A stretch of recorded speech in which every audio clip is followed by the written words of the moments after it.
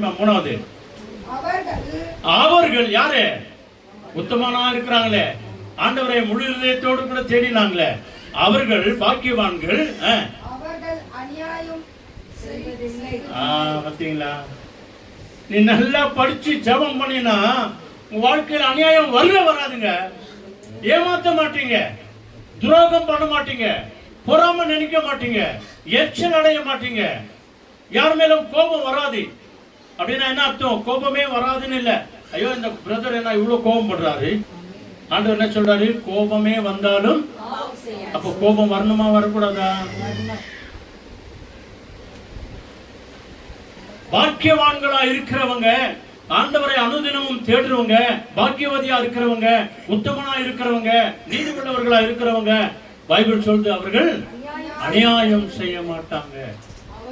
அநியாயம் செய்யாதவங்க யார் வழியில நடக்கிறாங்க?